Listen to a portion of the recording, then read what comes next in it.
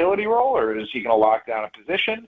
And is that position going to be shortstop in 2024 or 2025? Because we're not sure what Willy Adames is going to do and what the Brewers are going to do with Willy Adames. DL Hall's a guy who's had control issues in the minor leagues, but he struck out 137 and 84 and a third innings a couple of years ago. It just goes to show you the quality of the stuff is really tip-top. And just in terms of coming from Baltimore, being left-handed, having some control problems in the minor leagues, he reminds me of somebody else who people in Milwaukee are familiar with, and his name's Josh Hader. Exactly. So I think if Hall is not a rotation piece long-term, he will be a very good relief pitcher. And then, look, we look at the 34th pick in the 2024 draft. And you want to say it's just a draft pick. Well, are we really giving away the former Cy Young Award winner for a couple of guys who do have question marks in a draft pick? Well, the Brewers have drafted extremely well in recent years. And let's not forget Jacob Mizorowski, who is probably the most talented pitcher just in terms of raw stuff in the minor leagues right now. Was taken with a pick in that vicinity by the Brewers a couple of years ago, and now he's on the verge of the big leagues, and I would anticipate he's probably going to make his debut at some point this season. So that draft pick is really valuable, and all of it goes back to, what are the Brewers' intentions for 2024? I thought they were going to keep Corbin Burnes. I thought they were going to go out and try and run away with the National League Central again. But this tightens the division a whole lot in 2024, even with the Brewers adding Rhys Hoskins and bringing Jackson Chourio up. I think that's the number one question we're seeing a lot of right now in the text line and in social media. Again, we're chatting with Jeff Passan of ESPN, who broke the news tonight. It's already been confirmed by the Brewers. It is out there that the Brewers have traded Corbin Burnes to the Baltimore Orioles. I think when it comes to signing Rhys Hoskins and sending a message, in fact, I asked Matt Arnold this question the other day when they officially welcomed in Rhys Hoskins, like, hey, everyone's saying you were going to trade Burnes and Adames, and so far you haven't done that, and yet you've spent more money. And he made it clear, well, we want to win now. We want to try to fight to win as many games as we can, the usual answers and things of that nature, but this is an example, in my opinion, Jeff, and we see teams, they go all in one direction, right? We're either buying up everybody and going for it or tearing it all down, going for it. And the Brewers find themselves with one foot in each bucket right now. Yeah, the Brewers are trying to do what the Rays do, and that's not a surprise considering, Matt Arnold spent time with the Rays organization and really, he was in Cincinnati, he's bounced around a little bit and sort of taken pieces of all these organizations he's been in, but his philosophy aligns most with what the Rays are doing, and that I think is not just because the Rays are so damn successful at it, but because the payroll is limited in Milwaukee. I mean, this is going to take the Brewers down into the $90-something million range on opening day for 2024, which I think is a lot lower than Brewers fans were hoping for or wanting, and perhaps opens up the possibility that they can go back out and take the $16 million or so that Corbin Burnes was going to make this year and devote it to free agents. One thing the Brewers have done a really good job of is creating organizational depth. I don't know if Joey Ortiz, he won't play shortstop as long as Adames is around, so I don't know if that means he's going to go to second and Bryce Terang would go to third. He would go to third and Terang stays at second. Maybe there's a rotation with Andrew Monasterio and the two of them. But when you have Tyler Black sort of on the cusp right now, when you have Brock Wilken, up at AA, there are a lot of infielders. I don't even have to tell you the outfield depth that they've got, yeah. Whether it's Yelich in left, Chourio in center, Frelick in right, Garrett Mitchell, Joey Wiemer, they have a lot of guys at every position, and it is a really, really good problem, Dom, to have. Always good. And that's my thought with the DL Hall move. It's never a bad thing to have pitching. It's never a bad thing to have prospect depth. It's never a bad thing. And I think from Baltimore's perspective of this deal, this is the deal that everybody has been asking the Orioles to do, I feel like, since last trade deadline. Corbin Burnes on an expiring deal, it makes sense, and now it's been the best 48 hours to get over a Ravens loss in the city of Baltimore that, John Angelos is selling the team, and now they've acquired Corbin Burnes. From the Baltimore point of view, Yes, Burnes gives up a lot of homers, but he gets to look at that left field wall now. They're certainly thrilled that the guys, the Jackson Hollidays, the Gunnar Hendersons are staying put as well. Yeah, that's the part of this deal that I think surprised me is that I figured for a pitcher of Corbin Burnes' caliber, a guy who's won a Cy Young, who I think is probably a consensus top 10 pitcher in baseball at this point, that maybe they would get Heston Kjerstad, maybe they would get Kobe Mayo, Samuel Basallo, probably not Basallo because, between William Contreras and Jefferson Caro, the Brewers are going to be set at catcher for a long time. But Colton Cowser, one of those guys, they went for the depth play. And if you want to criticize them for depth plays, then that is certainly your prerogative. But let's remember, the depth play that sent Josh Hader out of town brought in Esteury Ruiz, and Esteury Ruiz was part of the deal that wound up getting them William Contreras, an all-star catcher in his first full season, and really one of the linchpins of this franchise going forward. So what I think Matt Arnold does is he relies on his evaluators. And, if they can get multiple players, and especially multiple players who, because the Orioles have so many prospects, they would be willing to part with, I understand going for instead of just that one guy who you're putting all your, you're really relying on him to make the deal worthwhile. You're spreading out the risk by doing it this way. Maybe Ortiz is the guy. Maybe Hall is the guy. Maybe this draft pick is the guy. Maybe all three of them are guys. Regardless, though, you give yourself more opportunity to have a blockbuster deal, I think, when you do spread it out among those guys than when you do putting all your eggs in one basket with one. I agree entirely. Jeff Passan joining us here on 620 WTMJ and on ESPN Milwaukee 94.5. I'll leave you with this, Jeff, and you mentioned his name a little bit earlier. All right, I'm Willy Adames. What does this mean for me? I'm looking ahead to the next year's free agent class. I'm the class of the shortstop position next year, and now if Corbin Burnes is gone, am I next? Potentially. The sense I've gotten is that Willy Adames is not going to be moving. Now, that's for now, right? And maybe the Ortiz acquisition changes the calculus on that because they have a ready-made replacement to put in at shortstop, which, is the sort of thing that they didn't have before. I mean, the closest thing in the system is probably Eric Brown, and, he's not big league ready at this point. So the idea that they have somebody now who they could turn to if they do trade Adames, it's realistic. But I think keeping him around at very least through the All-Star break is likelier right now than it would be to see him move. That being said, Dom, I think we all know the way that baseball works. All it takes is one phone call for a trade to happen. All it takes is one team to give up guys who had previously said that it wouldn't. And so, suggesting that a guy is going to stick around, I was meeting up with a Brewers fan here in Kansas City where I live earlier today, and he was so thrilled that Corbin Burnes had not been traded. And I said, I haven't heard a whole lot on that subject, so I would assume he's going to spring training. An hour later, I get a text that says, I think Burnes is moving. And so that just goes to illustrate the nature of this game and the nature of these deals. And in a market that still has not been resolved free agent-wise, the fact that trades are percolating still is understandable and is going to continue to happen, I think, all the way through the beginning of spring training in less than 2 weeks.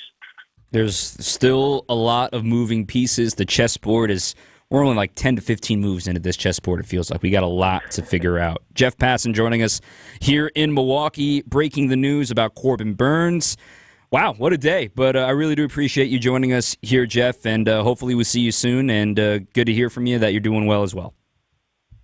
Pleasure's always mine, Tom. Great talking with you, buddy. Take care. Thanks, man. Jeff Passan joining us from ESPN, live here on WTMJ and on ESPN Milwaukee. All right, we're going to re-rack here. We're going to get the text line loaded up. We're going to get the call line loaded up. 855-616-1620. Again, 855-616-1620. That's the WTMJ talking text line.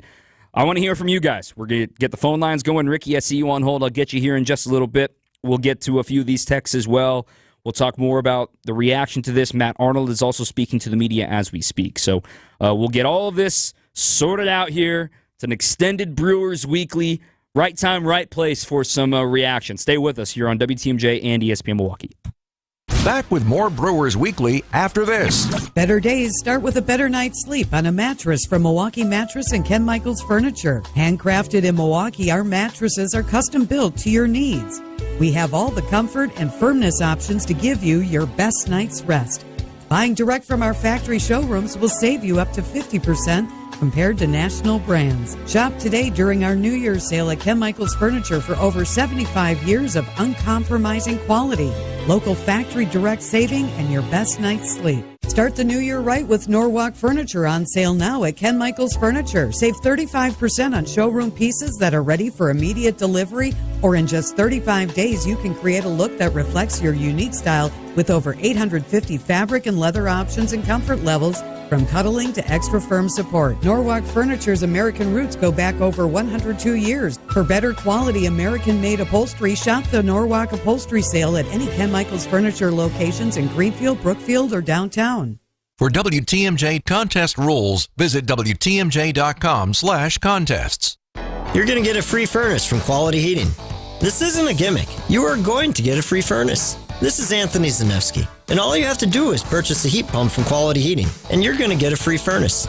And this heat pump is not only going to give you 2 sources of heat and act as a backup, but also the heat pump will double as an AC system to cool your home as well.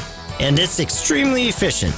I have a heat pump in my own home, and I can promise you, this heat pump will cut your energy costs substantially. You'll be getting a top-of-the-line $14,000 to $15,000 system, but your bill is going to be less than half of that. So from February 1st through March 31st, you can get an insane deal from Quality Heating. This is the only time of the year we can do this. And it's really just in an effort to make one of the slowest times of the year for our technicians really busy. So see the man in the red van. Call Quality Heating. Get your free furnace and upgrade your home's HVAC system to absolute max efficiency. February 1st through March 31st. Quality Heating, Quality Heating. Brewers Weekly on WTMJ. Welcome back. Special edition of Brewers Weekly. It was already planned, and well, sometimes the transaction calendar works in your favor. The Brewers have traded Corbin Burnes. The return is shortstop Joey Ortiz, who made his big league debut last year, left-handed flamethrower D.L. Hall, and also the 34th pick in this year's draft. 855-616-1620. Again, 855-616-1620 if you want to call in here on WTMJ and on ESPN Milwaukee. Let's get to the phone lines here. Rick in Honey Creek, you all have been waiting patiently. You're live here on Brewers Weekly. Yes, hi. I just want to say Brewers are literally my favorite team of all in baseball, and this move, even though it was kind of expected to happen sometime, really frustrating because the Brewers won the National League Central Division last year, and you didn't really know what they were going to go for this offseason when they signed Rhys Hoskins, and that adds more offense to the team. But now that we're trading Corbin Burnes, you don't really know.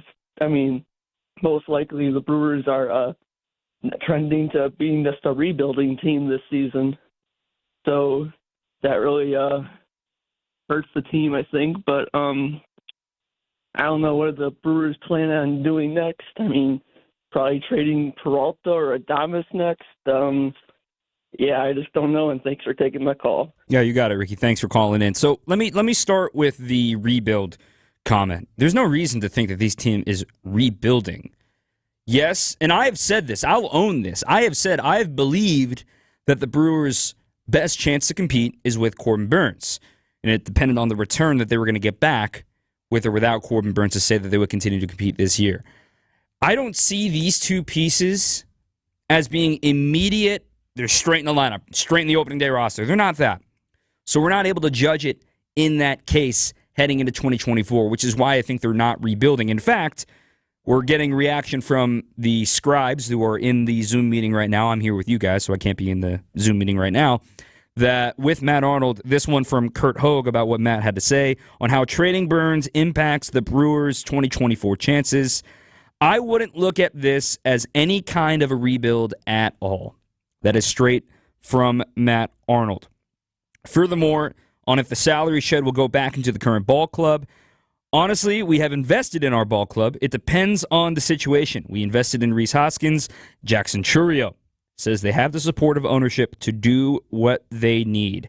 In the opening statement, the overarching theme is that we're excited about the players we're getting back. The reality of our situation is that we had 1 year left with Corbin. It's all fair. It's all very fair. Let me get to a few of these texts. This one from Mason in Green Bay with the Ortiz edition. How do you see playing time split in the infield? I see, I mean, the 40-man's full, so something's got to give here with, is Ortiz going to be playing? He's got options. All eyes are on Willy Adames now, and I feel for Willie. I feel for the Brewers, but, I mean, all of a sudden, everything hinges on Willie. And as you heard Jeff Passan just talk about, maybe they revisit it between now and position players reporting. Maybe it comes near the trade deadline. But, again, Willie, far and away, it is not even close, the best free agent shortstop available next year. Here's the company he is going to be with for free agent full-time shortstops next year. Paul DeJong, Aledmus Diaz, Kyle Farmer, Ha-Sung Kim, but he has a mutual option. I imagine he will stay. Kevin Newman, Miguel Rojas, Joey Wendell. That is next year's shortstop free agent class. Now, I don't think Willie's going to get a qualifying offer. Qualifying offer, if you're not familiar, it's meant to keep things balanced between competitive balance.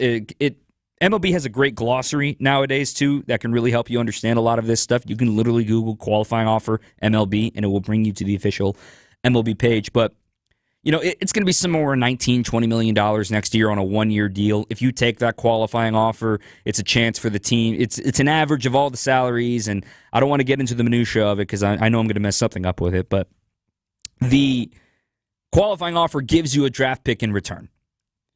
And the Brewers would have got that draft pick with Corbin Burnes. They're probably not going to give Willy Adames that qualifying offer, which means no draft pick.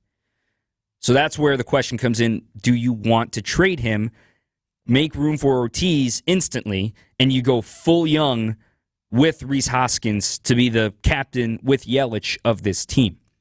Those are going to be the questions presented to Matt Arnold here for the next couple of days leading into spring training. Another text here from Justin in Sun Prairie. You can't tell me the Brewers are trying to stay competitive when you look at the current state of the rotation. Miley's 2 and Ray is 3.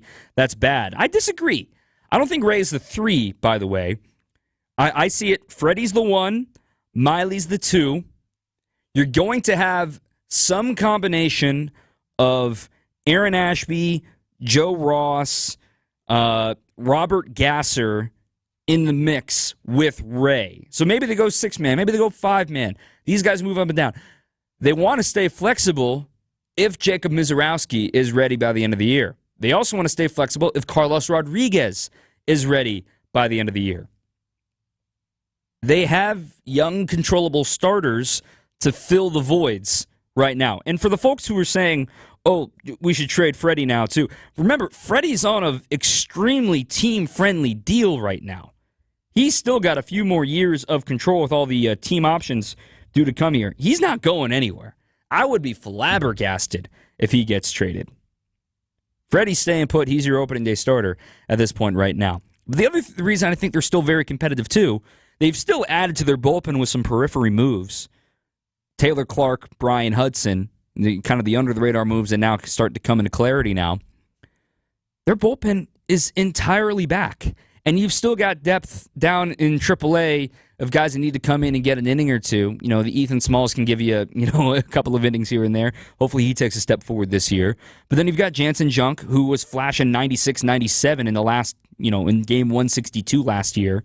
So that's certainly something to think about as well. I still think they're going to be competitive. Very much so. And maybe it takes a year to come to fruition. And also, this brings...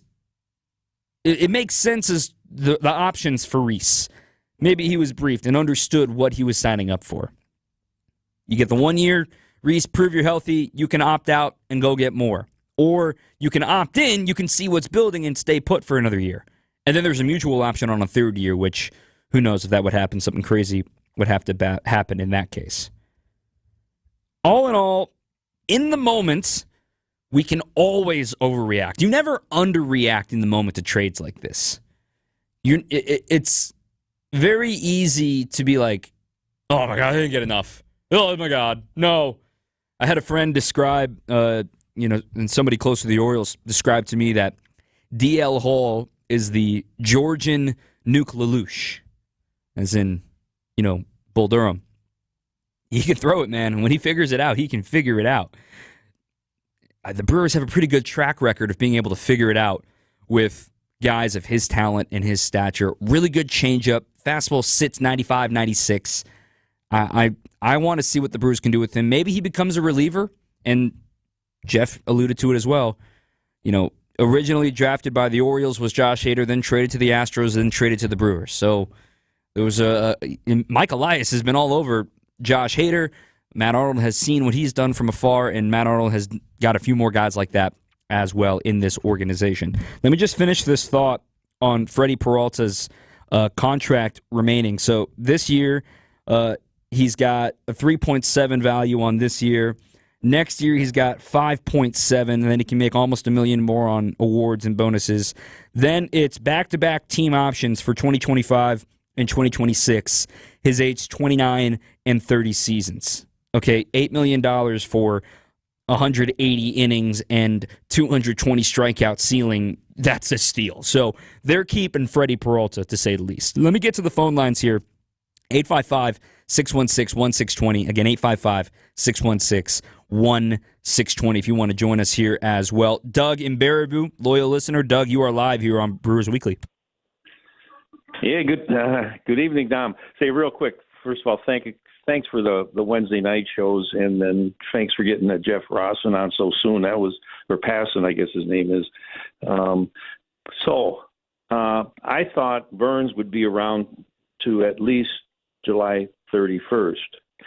Now, I two questions for you, and I've been following you, and I was going with you all along. We had the 5 starters, and I thought all we needed after Hoskins, all we needed was a little power at third base. So who do you think, where do we stand? Who do you think our 5 starters are right now? And then how long do you think Adames is with us? Do you think he's still here this year or next year? I'm kind of leaning towards he may be the next one to go. Yeah, I'm leaning that way too now. Appreciate the call, Doug. But to the first part of your question on the 5 starters, like I said, it could be 6. I see Peralta on opening day, Miley. Robert Gasser should be on the opening day roster, especially now. Then you've got Colin Ray. You've got Joe Ross if he's healthy. You've got Aaron Ashby if he's healthy. If Jansen Junk continues the velo, they have options to fill out the back half of the rotation. Is it Burnes, Woodruff, Peralta? Of course not.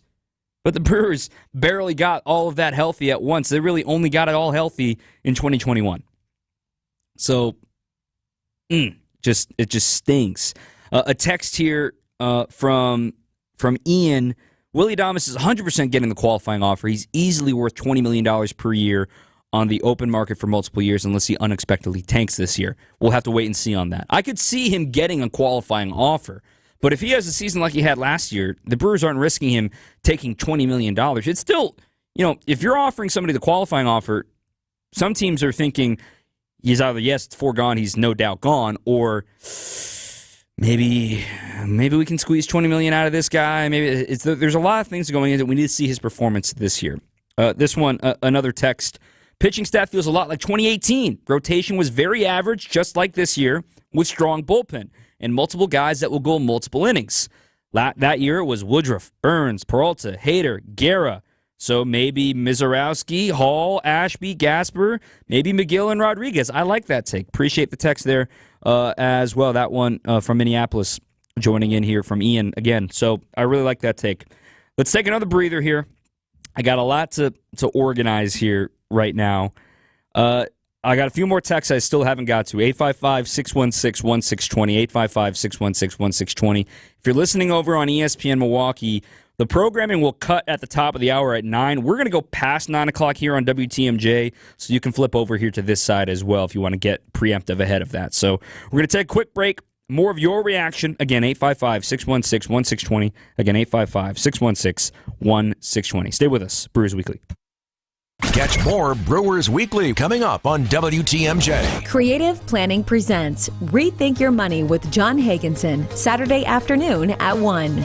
Creative Planning is a wealth management firm that believes in a total approach to building wealth that includes taxes, insurance, estate planning, and other personalized elements. This approach allows you to receive advice that is aligned with your unique goals and always in your best interests. Why not give your wealth a second look? Visit creativeplanning.com. Your nose is for breathing. Your mouth is for eating. And if you're breathing through your mouth, it's not because your body wants to. It's because it has to, because your nose isn't working properly. And although you've lived like this, it's no way to live, and it's having a significant impact on your life. I know you know this, and I know that taking action isn't always convenient. But at Advent, we've done all we can to make changing your life for the better as easy as possible. I'm Dr. Madan Kandula. With tens of thousands of our patients, a thorough breathing triangle evaluation, along with a simple 20-minute in-office procedure called balloon sinuplasty, has opened their nasal passages, allowing them to breathe freely through their nose for good. And there's a good chance this procedure can do the same for you. We'll help you breathe through your nose again, and it will change your life. Go to adventknows.com to schedule your appointment, because Advent knows when you breathe well, you live better. AdventKnows.com. This is Brewers Weekly on WTMJ.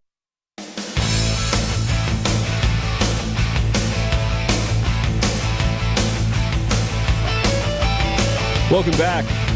What a night. Things happened. That escalated quickly. My thanks to Matt Sossler, our producer here tonight. This is your last show with me, too. This is unfair. What a night. Brewers have traded Corbin Burnes. Let me get to a few of these texts here as well. 855-616-1620. Leave your name where you're texting calling from. We'll get you here on the air as well. An extended edition of Brewers Weekly. This one from Josh in Heartland. A guy named DL has injury issues. Just like Grant Balfour, spelt ball four, had control issues. Hey, Grant Balfour's a friend. I will not stand for this. He was at a Brewers-Rays game last season. But yeah, of course, funny. Yes, it's the IL now. Get with the times. Appreciate the text there from Josh in Heartland. This one, a text, this was a good comparison. I'm trying to find it. It was comparing them to the Packers. It was a good one. Brewers do what the Packers seem to have done for years, too risk-adverse, and are just happy being a good, not great World Series team.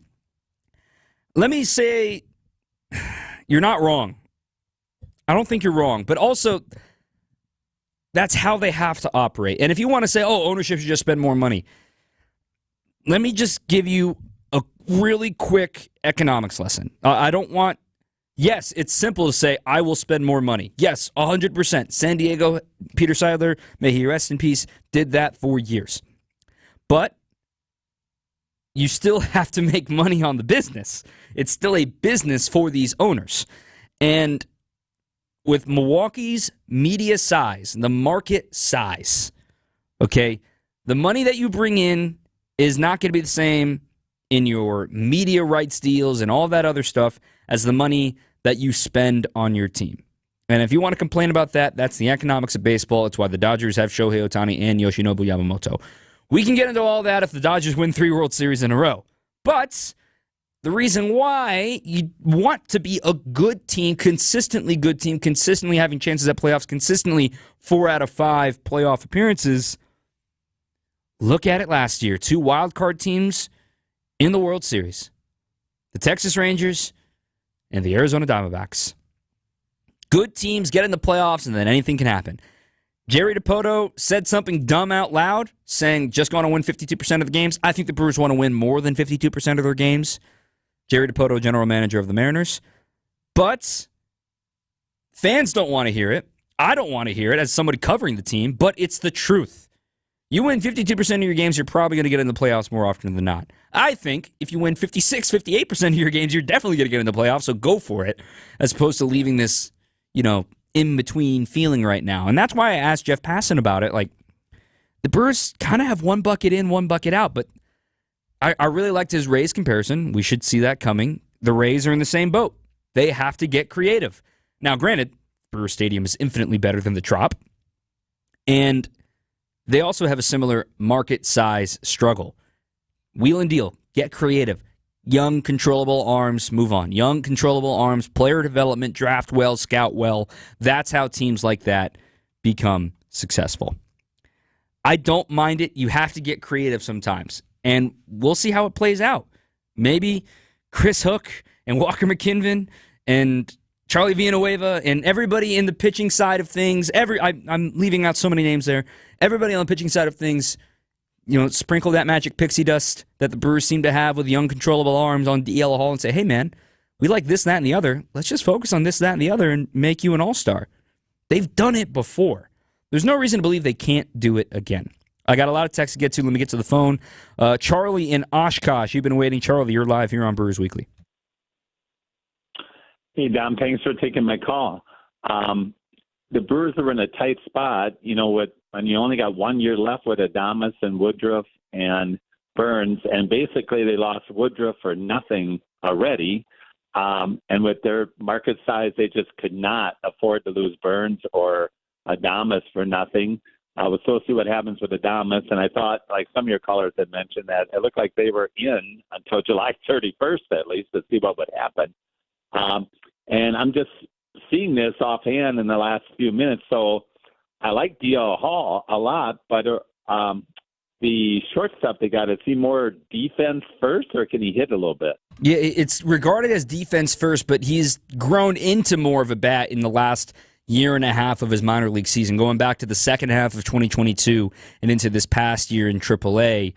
He's really started to show pop that some scouts hoped would appear, and they want to see more of it here moving forward. Well, it's too bad. You always have these dreams of getting like 3-4 really hot prospects.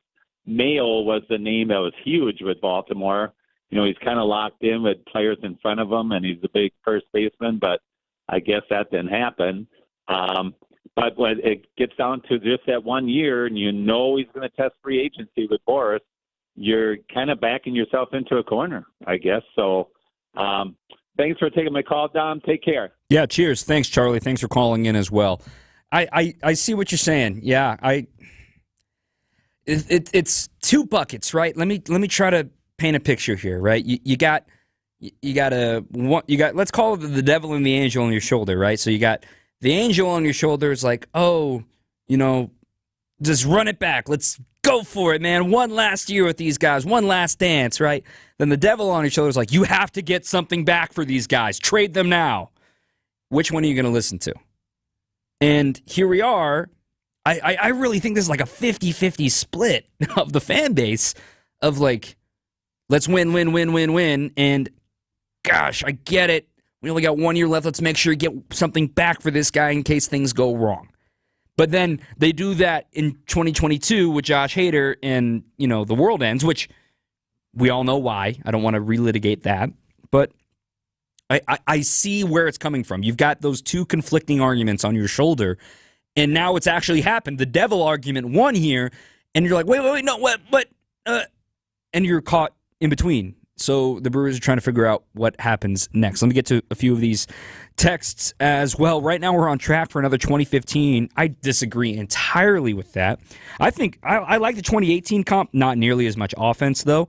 How did we change this for the better? They're going young, and they're going good young. Jackson Churrio's a star, you guys. I believe in Jackson Churrio. I wonder what a full year of Garrett Mitchell is going to look like. I wonder what Tyler Black is going to be able to do as a rookie.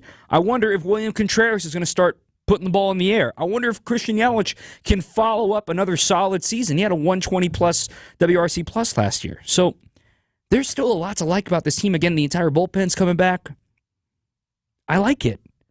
Bob from this one from Bob in Saratoga. I think Willie should be traded and see what they get instead of waiting for next year. Yeah, I can hear about that. Tony texting from Milwaukee, how about giving Noah Syndergaard, who they watched throw earlier this week, on a 2-year with an opt-out to rebuild his reputation, and then go sign Matt Chapman on a 3-year deal with options as well? I don't want Noah Syndergaard. If he comes, cool. We'll see what the Brewers can do with him.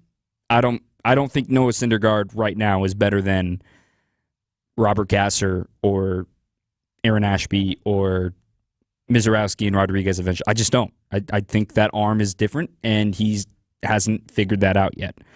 Matt Chapman, I don't see happening because they don't want to block Tyler Black or Brock Wilken for that matter. Brock Wilken's third baseman, first-round pick last year's draft. He's moving fast through the organization. Let me get to a few more here as well. Mason from Stevens Point. Huge fan. Boyfriend and I listen to you after every game and on long car rides. Appreciate you listening now. Question is, do we think this was an, quote, always the plan? I'm lost how they just decided on terms on the 15th and then pulled the switcheroo of sorts. I think, as Matt Arnold has explained it to me, it's like you're always listening. Your phone's always to the ground. You know, you're always like, all right, hey, I'll listen. Nope. Hey, I'll listen. No. Or I saw a funny clip this week of Braves general manager Alex Anthopoulos at like Braves Fest or whatever, talking to their radio station, and there was a window behind him. And some fans, you know, like the Gen Z thing nowadays is to like in Snapchat bold up the letters and like show a message on your phone to Alex Anthopoulos, and they were showing trade for Dylan Cease. And Anthopoulos turned around and like gave the pinching fingers too expensive sign, you know, like too much money. I think relievers and prospects and starters and pitching and as a whole, all of this trades, it's like stock market, okay? Price goes up some days, price goes down some days. You're always listening. And you're always comparing your numbers to what their numbers saying and things of that nature. Maybe, I don't think this was like a premeditated, okay, we got Rhys Hoskins, now we trade Corbin Burnes. I don't see that. I don't think it's that way. The Brewers felt they were getting enough, and they wanted to make the deal. As opposed to just getting a sandwich pick, they got a shortstop and maybe a big league reliever. In addition to that pick. That's more than just the pick. So I do appreciate it. Thanks for listening, Mason, for joining us here on the program as well. Look at Corbin Burnes' postseason record. 9 games, but just 1-1. I mean, 2021 was nervy, but that was a great game. His Cy Young year, game 1 of the NLDS against the Braves. Last year, I mean, he was in tears in the clubhouse after losing game 1, after everything with Brandon Woodruff. He felt like he let the team down with allowing 3 home runs to the Diamondbacks. I mean, if you want to bring up postseason records, we could talk about Craig Counsell's postseason record, but we're not going there tonight. I don't want to talk about that kind of stuff. But I think Corbin Burnes, let me lay it out like this. If Corbin has the year that he just had, okay, let me present this question to you, and this is how we'll go to break here for a quick breather. 855-616-1620. Again, 855-616-1620. If Corbin Burnes has the exact same year he just had with the Brewers, but with the Orioles. Mind you, yes, he gets to pitch majority of his games at Camden Yards. He's also got to go to the Yankees. He's got to face Judge and Soto and Rizzo and LeMahieu and Stanton. He's got to go to the Blue Jays. He's got to face Bichette and Guerrero and Kirk and Springer and Varsho. He's got to go play the Rays, and they always got something. Isaac Paredes, Jose Siri, they've got some studs still down there. Boston, no one knows what to make of Boston right now. Baltimore's in obviously a very tough division, but last year, Corbin, a 3.39 ERA, 32 starts, 193 innings. He hasn't missed a start since he had COVID in 2021. He gave up 22 home runs. He had 200 strikeouts. He had a whip of 1.069, which actually led the National League, even though it was over 1, his highest rate in the last 3 years. If Corbin Burnes has the exact same season he just had with the Brewers, with the Orioles, and DL Hall is a major contributor, I'm not going to put anything on Ortiz yet. If DL Hall is a major contributor to this bullpen, are you going to feel any differently about this? I think Corbin Burnes is going to have a good year. I think he's going to have a very similar year that he just had. He's facing really, really tough competition, obviously. But I think that's an exercise to think about. 855-616-1620. 1-620. Sometimes these trades take time to level out. I'm going to take a quick breather. It's going to get a little traffic here at the top of the hour. Again, if you're listening on 94.5 ESPN Milwaukee, as we are simulcasting right now, we are going to go past the 9 o'clock hour. So I recommend you switch on over to 620 a.m. or join us on YouTube on the 620 YouTube page as well. You can get it live there as well. But at the top of the hour, ESPN Milwaukee is going to go back to regular programming. We're going to stay here till the bottom of the hour on 620 as well. So take a quick breather. Come back with more after this on WTMJ and ESPN. More Brewers Weekly coming up on WTMJ. Our mission is to protect and uphold our reputation. At Semper Fi, it's the banner we all march under, because the reputation we earn and uphold belongs to all of us. And without a strong reputation in the exterior remodeling business, you're here today and gone tomorrow. And when you've earned a good reputation, that's what makes the difference in value. It's the little extra that you get for the price. And that assurance is actually what counts the most, because it means the good money you're spending with us is not going to go to waste.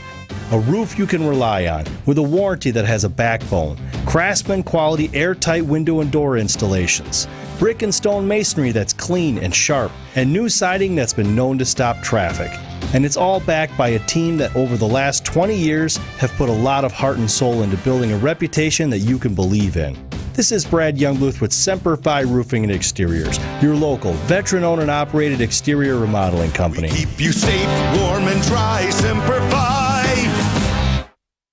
3.5 to 3.9% real estate commission. You can't find a lower rate of commission, and you won't be able to find better knowledge, service, and real estate expertise than you'll find with our agents at Benefit Realty. Because I know that's what you expect. Now, I'm not sure you'll be able to find the highest caliber of agents everywhere, but I can promise that's what you'll get here. So choose Benefit Realty to exceed your expectations, and you'll pay less for more. This is Angela Calais with Benefit Realty, where you pay less for full service. Benefit-realty.com. Whether you're an active or passively active home shopper, our agents want you to be completely up to date with what's out there and what's brand new to the market. With our instant emailed MLS updates, you'll never miss out on what could be the home of your dreams. All you have to do is call and tell us where to search, give us a price range, and soon you'll be totally in tune with your desired real estate market. Remember, MLS searches show you everything. Some of the other real estate sites don't. So call Benefit Realty today, where you'll pay less for full service. Benefit-realty.com. This is Brewers Weekly on WTMJ.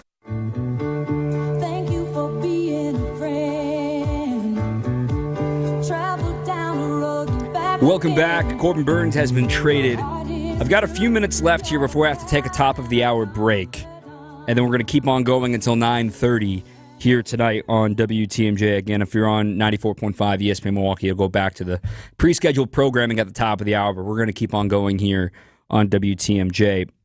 This is from Mike in Michigan. With the addition of Ortiz, the Brewers now have 5 players in the top 100 prospect list, and this is only the beginning. Yes, I don't want to see Burnes leave, but the overall roster still looks good, albeit thinner in the rotation without Burnes. But Arnold is doing an outstanding job building the farm system and building this team organically. The big free agents will come once we have a more complete team.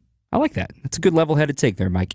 I think with as been said all along, Kylie McDaniel, ESPN prospect writer, Eric Logenhagen, Fangraphs writer, prospect writer for them too. They wrote a book about future value. I really recommend folks to read it. You can really get into the weeds and into the sauce about what it means to project and try to figure out who's going to be good, who do you want to be a part of your organization. So that's what the Brewers are betting on right now, that their due diligence on DL Hall and Ortiz is going to return them, again, 6 years of control of Hall, 6 years of control of Ortiz, and then whoever you pick in the 34th pick. That sounds pretty good when you put it like that. Now, there's obviously question marks, and that's where we get this debate and this uneasiness and this apprehension and things like that. We're going to play some more Matt Arnold audio coming up on the other side of the top of the hour break, but here was his opening statement to the media here just a few moments ago. Sure. Yeah. Look, anytime you trade a guy like Corbin, it's always a difficult decision. I think the overarching theme here is that we're excited about the players we're getting back, and the reality of our situation is that we had 1 year left with Corbin. I think Corbin had been pretty public about how this was going to be his last year as a Brewer. And so we felt like the opportunity to help our team right now with players like DL Hall, who was outstanding in the playoffs last year for the Orioles, a very young and major league ready Joey Ortiz that we like a lot, and a late first round pick is a very well balanced and exciting deal for us. And again, it's always tough, and I've had to do this a number of times throughout my career to trade really good players. I understand that comes with some pain, and this is not an easy decision for us, but I think the opportunity to help our major league team right now and also in the future is something that's actually really exciting for us. Straight from the man himself. We'll have more audio from Matt Arnold coming up past the top of the hour here, but I want to clean up something I said earlier about Ethan Small. Ethan Small was DFA'd to make room on the 40-man roster for this trade to happen. So the 40-man is full again. There are some guys without options remaining that also could create 40-man spots coming up out of spring training, and I was planning on talking about some of those and some of the position battles that are coming up in spring training because we're 2 weeks away from pitchers and catchers reporting. But here we are talking about the Corbin Burnes deal. Again, for folks on 94.5, come on over to 6:20 a.m. or on the YouTube page. For folks here on WTMJ, you got another 30 minutes of Brewers talk here tonight as we react to the Corbin Burnes trade. If you want to join us, again, 855-616-1620. Again, 855-616-1620. We'll hear more from Matt Arnold on the other side of this break, efforting at least one more guest here, hopefully, as well. Scribes got their jobs, too. So stay with us. We got more to come after this on WTMJ. Catch more Brewers Weekly coming up on WTMJ. It's the last resort that comes with a grueling and painful recovery. And from what I've been told, it never really feels quite natural. A total knee replacement may make the pain you're living with eventually go away, but it opens up a Pandora's box of other possible issues. And that's why surgeons who really do care will tell you that it's a last resort. There are other surgeons who cry, "Replace! Replace!" But the physicians you'll find at Rejuvenex are primarily concerned with relief. And you may find out that the relief we give you helps so much so that you may not need to get that total knee replacement. This is Richard Salinas, registered nurse with Rejuvenex Arthritis Clinics. Our FDA-approved pain treatments aid inflammation and lubricate your joints.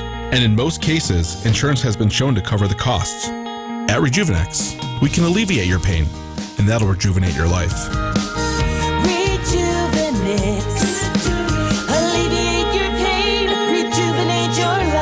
Go to rejuvenex.com to request your appointment. Celebrate a birthday, anniversary, or retirement this week with a free dinner at the historic Fox and Hounds restaurant near Holy Hill. Buy one dinner, get one free, 7 nights a week. Google Fox and Hounds restaurant and enjoy your free dinner. Do you love winning? This February, head to Potawatomi Casino Hotel Milwaukee and fall head over heels with the Love It or Leave It $400,000 game show. Thursday nights, you could play the Love It or Leave It game show where you can love your prize or leave it for another. Play with your club card to earn drawing entries. Top prize is $10,000 in cash. It's time for Love It or Leave It. Only at Potawatomi. Learn more at pacebig.com. Must be 21 years old and a club member to play. Just like most cars and trucks can't run without oil, no person can function without food. That's why, through the end of February, the Auto Dealers of Metro Milwaukee is contributing $1 from every oil change to Feeding America Eastern Wisconsin. Every dollar provides 3 healthy meals. Over the past 13 years, Adam has provided more than 2.4 million meals to people in southeastern Wisconsin. And now, the need is greater than ever. Find a participating Adam dealer near you at adamm.com. This is Brewers Weekly on WTMJ. All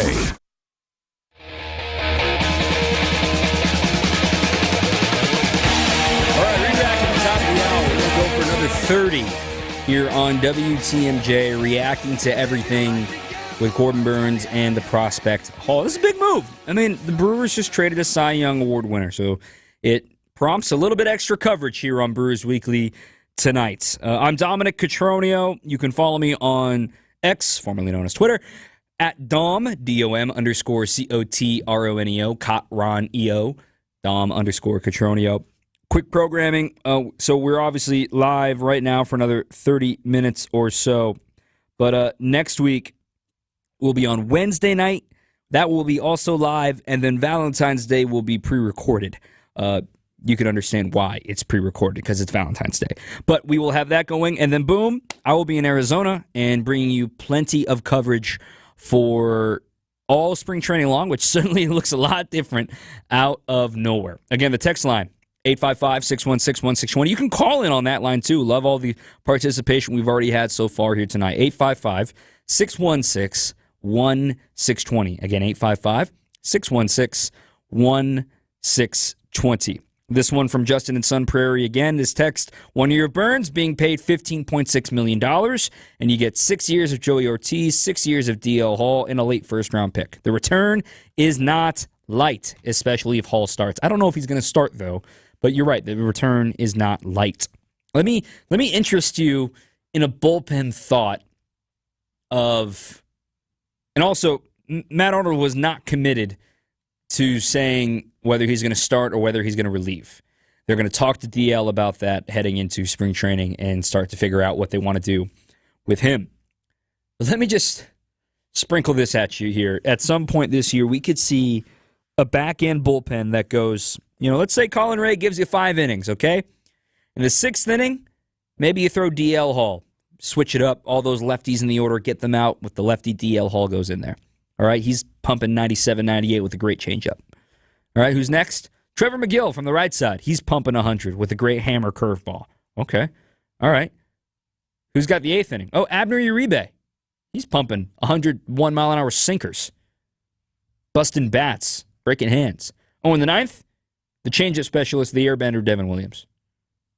And I didn't even mention Elvis Peguero and Yoel Payamps and Hobie Milner, your favorite reliever's favorite reliever. So the bullpen is the strength of this team, bar none. I've said it a million times on this show. 12 months ago, we had no idea what was happening to this bullpen. All we knew was Devin Williams and Hobie Milner were going to be a big piece of it, and heck, Matt Bush and Peter Strzelecki were going to be pitching leverage. And look at it now, okay? The Brewers really have a system that works well to develop pitching and to develop what they want out of the guys that they identify. And I see a lot of folks complaining about the trade not getting enough back. Is this it? This isn't 1992 anymore, where teams are just wheeling and dealing and the lack of information and deals that seem like mundane deals turn into franchise-altering transactions. But we're in the information age. And especially when you're trading with a team like Baltimore, Mike Elias has righted that ship, and they have become a great organization at player development and what they look for, just like the Brewers have, just like a lot of teams have. Not all of the teams have got with the times, but Tampa, Milwaukee, Los Angeles. The Yankees farm system and what they do in the Dominican is impressive. We haven't even talked about the Brewers have done in the Dominican this year. Finally opening it up. Congratulations to Gord Ash and to everybody involved with finally getting the DSL site opened. There were a lot of hurdles that had to get through that. The Brewers are a healthy organization. They did not trade Corbin Burnes because they are unhealthy and they need to shed payroll, need to tear it all down and fix it. No, because they felt this is how they continue to roll. We can't say this is a slam dunk win right now. Granted, we were kind of saying this was a slam dunk when Matt Arnold acquired William Contreras last year because we knew it right off the bat. Like, wait, they only gave up Esteury Ruiz and they got 3 guys back? A little different, but hey, as the kids say on Twitter, let Matt cook. 855-616-1620. Let's get to some more Matt Arnold audio here. This is on what it means for this year's team and how trading Corbin Burnes will do for the Brew Crew this year. Absolutely. Yeah, I think you're right. It is certainly a big piece of our club, but at the same time, I think we've added a number of pieces, including Rhys Hoskins, that we feel really good about. And I wouldn't at all look at this as any kind of rebuild at all. This is something, in fact, that we think helps us right now and helps us in the future. And so, again, adding veteran players like we have, bringing back guys like Wade Miley, but also making moves like this, and then investing long term in somebody like Jackson Churio, I think speaks to the balancing act that we're trying to walk here. Which is help the major league team and also try to win for many years to come. It's sustainable. It's doesn't seem like the best thing to do to some fans, but to some fans, it's like this is the only thing you can do. There's always going to be these two parties that are against each other of like, well, you said you wanted to win now on Monday, but yet now you're trading your best starting pitcher on Thursday. So people understand the disconnect there, but they feel that they're getting enough back. And I've said that over and over and over again at this point. Again, 855-616-1620. This one made me laugh. Burnes will end up being a Cub. Shoot. I mean, they haven't spent any money this offseason other than Imanaga, but I mean, let's just play a hypothetical here. If the Cubs get Cody Bellinger back, I'm not even putting Matt Chapman in this because I've seen a lot of Matt Chapman. I like him as a dude. I think he's a great ball player, but there are a lot of red flags there. Just like there were a lot of red flags with Bellinger, but I'm a believer in Belly, and I've known Belly a lot longer than I've known Matt Chapman. And I think when it comes to the division, the Cubs are still in between. They don't have a lot of offense, that terrifies me. They got good offense. Seiya's a good hitter. Happ's a good hitter. Swanson can be okay. But Madrigal and Horner, and there's not a lot of pop there. Then the Reds scare me. The Reds are a good team. The Reds are a very good team. We've talked about that plenty. Pirates are in between.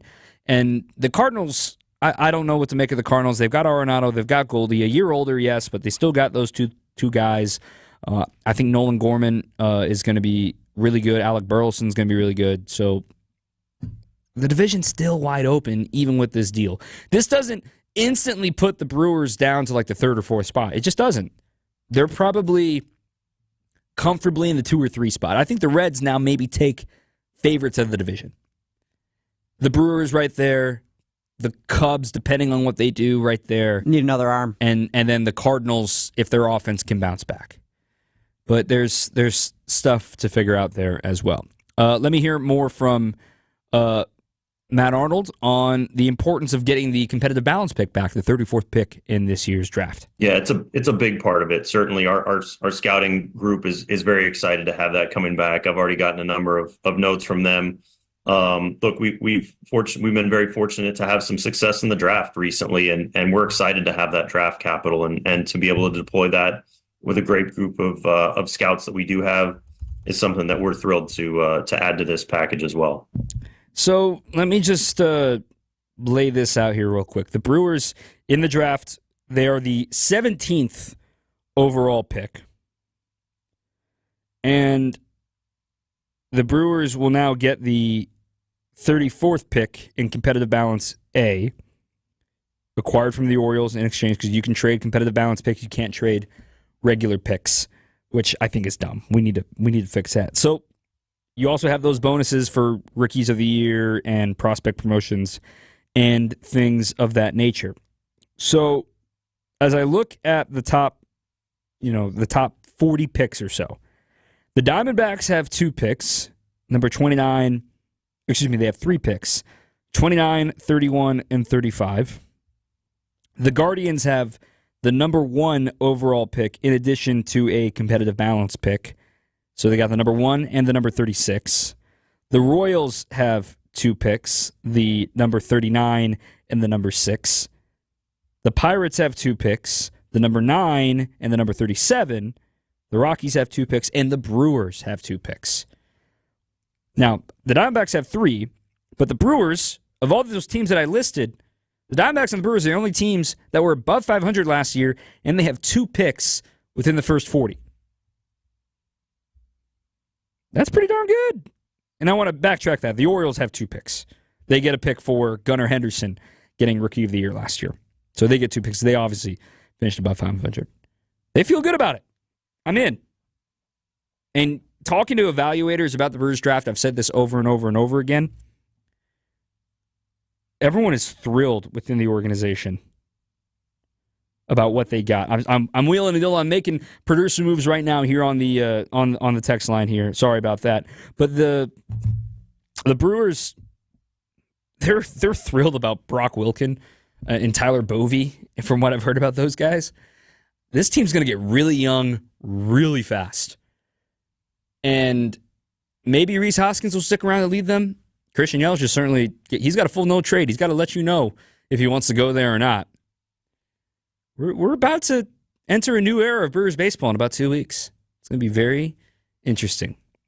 Let me take my last breather of the night. Let me re-rack everything here. We're going to go again to the bottom of the hour here until 9:30. So take a quick break, come back. Plenty of coverage, plenty of reaction happening around. I'm just going to read up some on Twitter, some texts here as well. 855-616-1620. Take our last break of the night. Again, 855-616-1620 here on WTMJ. Back with more Brewers Weekly after this. Wake up with me.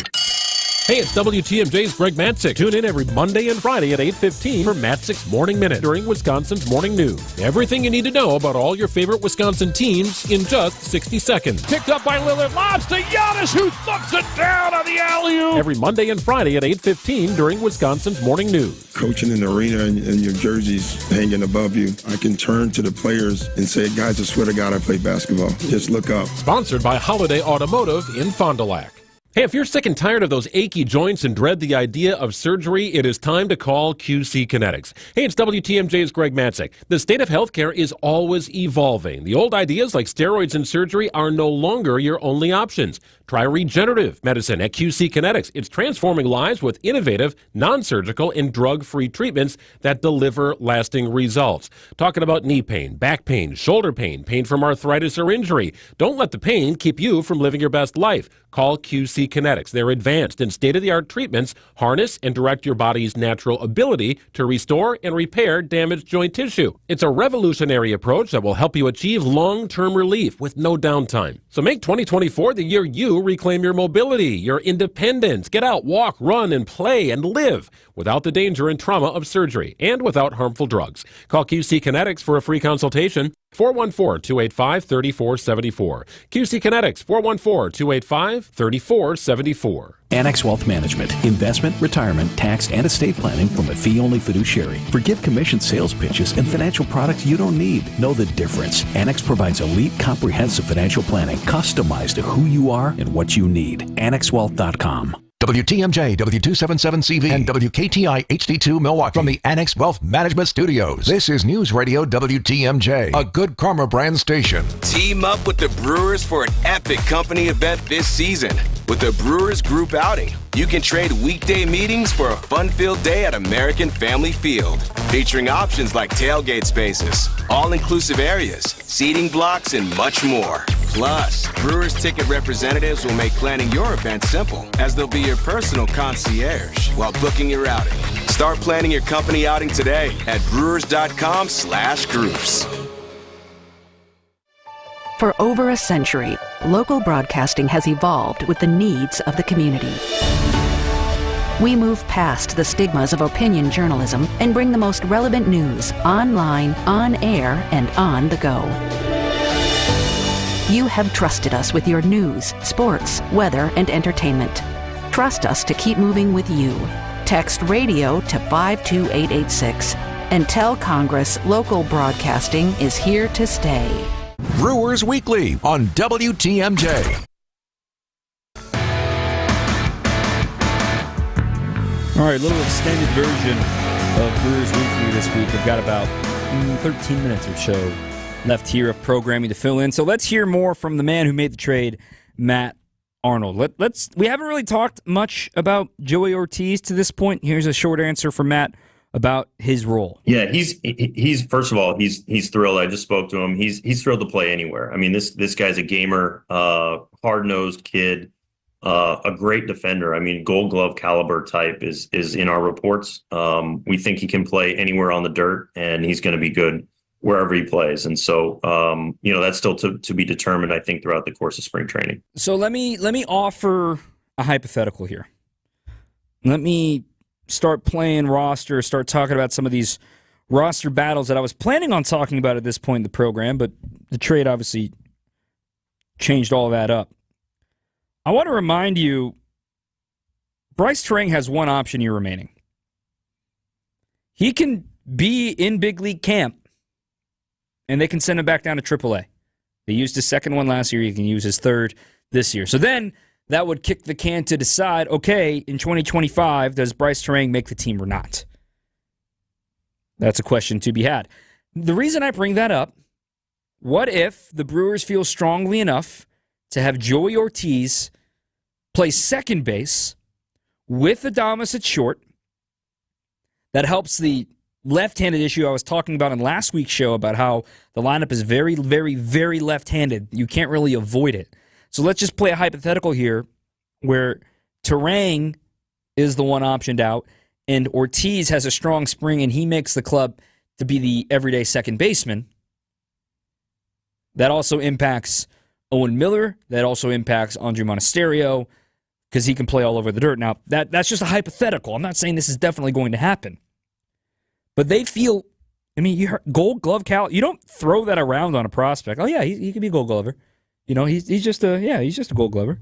No, that's a real thing. That's so real. Looking at what Bryce Terang did the last month and a half, two plus months of the season, it wasn't great, man. And don't get me wrong, I think Bryce is a great dude. This is a performance-based business. Yeah, he delivered Gold Glove defense, but if Joey Ortiz is going to provide a little bit more with the bat while also providing Gold Glove defense, I could see the Brewers making that switch. Here's what Matt Arnold had to say. I certainly think, Todd, yeah, he's definitely in that mix. You know, when you look at the number of guys we have there with Miller and Monasterio, Oliver Dunn, Tyler Black can certainly play over there. And now, of course, Ortiz. It's a great group. And I think we're going to see what they can do. You know, it's going to be an interesting competition in camp for sure. So that gets spicy. Second base, third base are already spicy right now for what the Brewers are going to do. Backup first base is spicy right now, too. Jake Bauers. I told somebody, yeah, Jake Bauers is definitely on the team. And now I'm like, maybe? But Jake Bauers can also play a little bit of outfield, but the Brewers got plenty of outfielders. What do you do with, Andre Monasterio has options. Tyler Black will obviously, Tyler Black hasn't even been added to the 40-man yet, which there needs to be a corresponding move to be put on the 40-man for him. But, just for the sake of things, here are a few guys that have no options, meaning if they're not going to make the team, they open up a spot on your 40-man roster by cutting them. J.B. Bukowskis, probably not going to have a spot. Jahmai Jones, probably not going to have a spot. He just gave up his number for Rhys Hoskins, too. Then you've got Thiago Vieira, probably not going to have a spot. And keep in mind, two other guys that are contributors in the bullpen anyway, both Yoel Payamps and Bryce Wilson do not have options. So if something goes wrong with those guys or something's not quite right, that could be a decision to be made. Brian Hudson has options. Taylor Clark has an option. So keep that in mind. There is still bullpen battles to be figured out, whether or not DL Hall is involved with that bullpen. What does all this mean for Freddie Peralta? He's your opening day starter, right? Yeah, he's ready for it. Honestly, he's one of the guys that you count on going out there every fifth day, taking the ball and showing everybody that he can dominate. And Freddie's built right. He's the right type of person. He's the guy that everyone loves, and I'm thrilled to have him at the front of our rotation. He actually just posted an Instagram story earlier today. It did Freddie Peralta. He's already down in Phoenix, getting some work in. Freddie's a great follow, by the way, on social. He's always showing off his home in the Dominican, always showing off his workouts. I cannot do what he does, but happy for him. I don't think he can hit a golf ball like me, but I can't pitch a ball like him. So it all levels out. We're different levels of athlete. The rotation, that's the question that's been the thing all night long. Okay, so it's Peralta 1, Miley 2, and Miley's certainly got plenty of health issues. We talk about DL Hall's health issues. Got to make sure Miley can get you 120, 140 innings, because all of this kind of falls apart if he doesn't. Is Aaron Ashby healthy? That's another question that we are going to look into in spring training. How healthy is Aaron Ashby? How healthy is Joe Ross? Joe Ross, when healthy, obviously he wasn't in the division, so Brewers fans aren't certainly familiar with his work over with the Nationals. Joe Ross, very quietly, has had a couple of solid seasons earlier in his career. Then the health issues started to pop up. 2015 with the Nats as a 22-year-old. He had a FIP at sub 3.5 for back-to-back years, 22 and 23-year-old season now. Injuries can change things, and we got a lot to figure out with Joe Ross. But if he's healthy, again, that magic pixie dust we talking about, right? Then you've got, is Aaron Ashby's velo back? It wasn't quite back at the end of last year from his arthroscopic surgery. I imagine he spent all offseason strengthening that up. And I teased this in the first hour of coverage. I mean, this opens the door for Mizorowski at some point, if things go well, if he gets his control, if maybe he just comes in as a swingman, maybe you start to float him around. Carlos Rodriguez is the best prospect you haven't been talking about. He is another guy that just, give me the ball and go, give me the ball and go. So I'm in on the pitching's going to be okay. It's not going to be dominant, but I'm going to do some digging, and I'll talk about it in the next week's show. It almost kind of feels like, we talk about this big three of Woodruff, Burnes, Peralta, and it kind of feels like the Brooklyn Nets of Kyrie Irving, Kevin Durant, and James Harden, when they never really got the chance to be all together. And the Brewers barely got them all together at the end of 2021. And Freddie wasn't the same after his shoulder injury in 2021. He did pitch well against the Braves. Maybe it was pulled a little too soon. Craig, he knows that. But then, back then you had the pitcher still hitting, and you had to make a double switch, and things were complicated. You can see the next generation forming. In my opinion, and I think Brewers fans would agree with me on this, you feel a little bit better because you can see the vision. You can see what's coming. That's why I don't think this is a rebuild. A rebuild is like, tear it down to the studs. We got nobody coming. We got nobody under control. Bring the payroll down to $40 million. That is not what's happening here.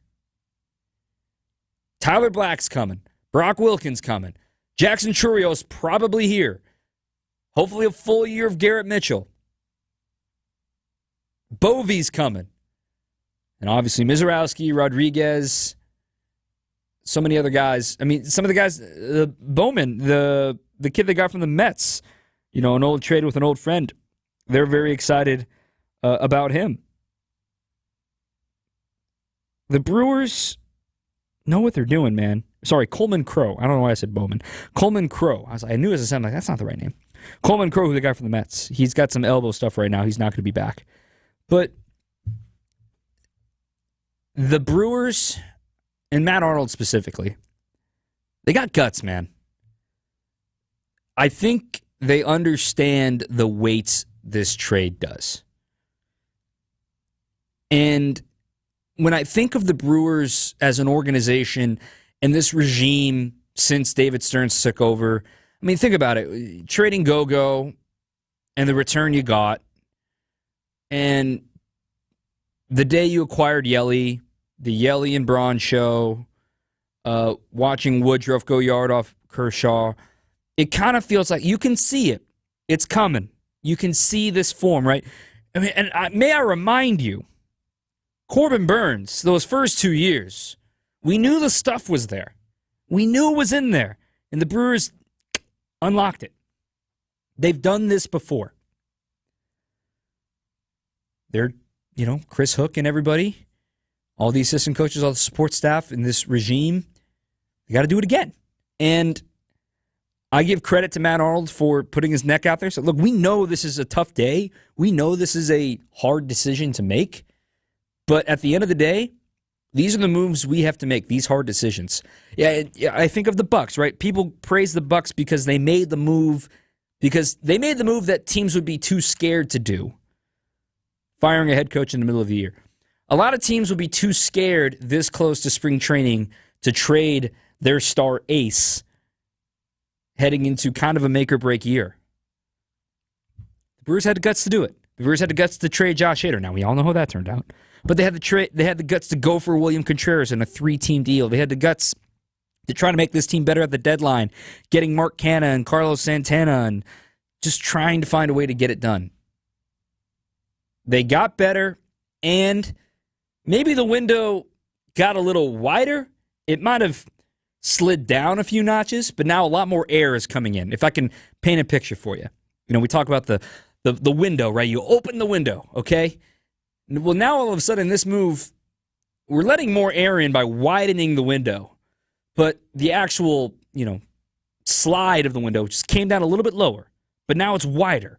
So when we open it wider, when we open it taller, more of a competitive window will be available to the Brewers. And I think that's what I see with this move.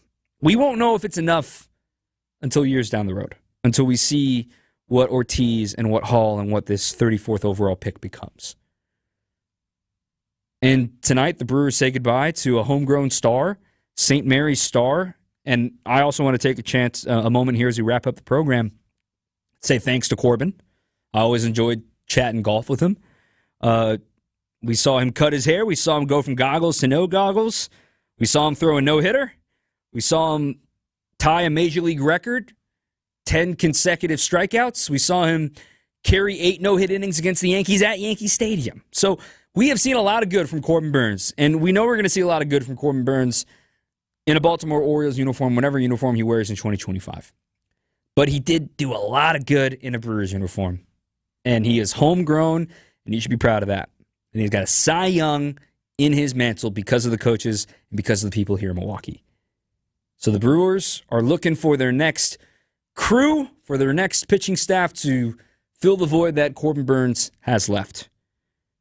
And that's going to do it for our program here tonight.